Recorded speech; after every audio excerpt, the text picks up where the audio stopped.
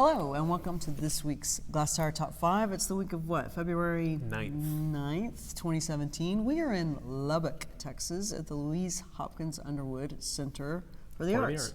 So number 5 this week is Ross Bleckner. This is a solo show of his work, maybe the last 2 or 3 years worth of his paintings at the Dallas Contemporary. This opened about a month ago. I didn't have any particular expectations for it. I like Ross Bleckner's work enough, but I was really happy to go see that. Once I was there, this was a nice place for my eyes to land. There's a reason we know his name. He's a good painter. He's great with color. The surfaces are wonderful. I don't love every painting in the show, but it is a big show, and I can almost guarantee there will be something there that you like.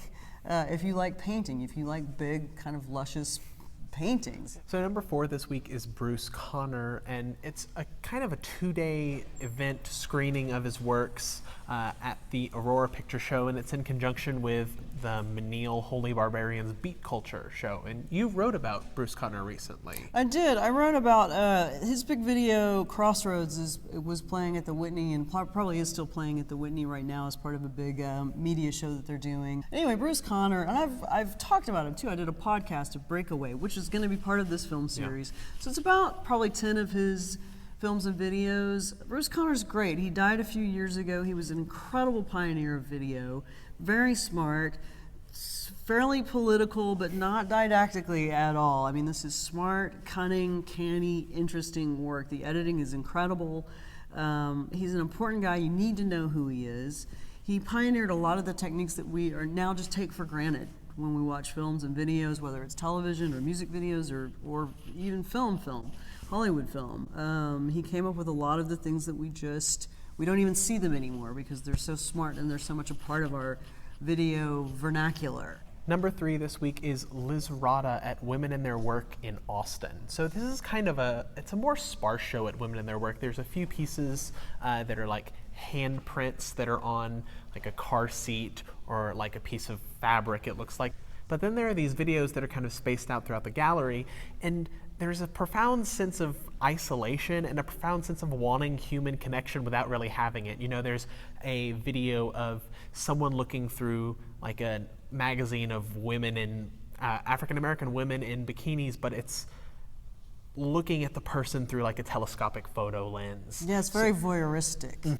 It's all actually found footage and found audio that's been combined, and it works together really well. It seems like they were almost made together. So number 2 this week is in San Antonio. It's 3 shows at 2 venues. It's Angel Rodríguez Díaz, longtime fixture of the San Antonio scene. 2 of the shows are at Flight Gallery in the Blue Star Complex, and then one is opening this weekend actually at Centro de Artes.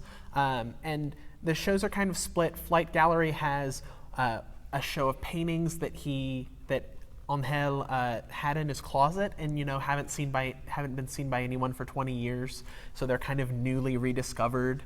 And then the other show at Flight is a show of male nudes, and then the show at Centro de Artes is kind of everything else. It's kind of like the larger retrospective. Yeah, it's a retrospective of his work. I think some of the Flight Gallery stuff, the stuff that they've unearthed from his closet, this was work that he made. He was in New York for a long time. He's from Puerto Rico, and he kind of got his bearings in New York and then eventually moved to San Antonio. So number 1 this week.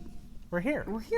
It's at Louise Hopkins. It's the 20-year anniversary at this particular wonderful space in Lubbock. This is kind of the center of the art scene in Lubbock, which actually has a very thriving art scene.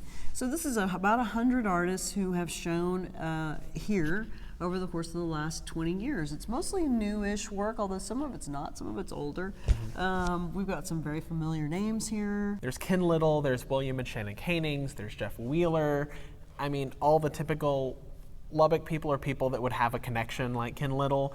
But then there's some really nice names too that I know I had never heard of. And there's, kind of more or less one piece by each artist, but it's over 100 artists, and it's a really good kind of I don't want to say culmination because it's not over, but it's a really good overview of what Louise Hopkins has been doing for the past 20 years, and they've been doing a lot. Yeah, and it just gets, stronger and more energetic and more busy by the year in terms of programming, et cetera, et cetera. So this has been a big celebration for Lubbock. You gotta get up to Lubbock at some point. There's a lot happening here.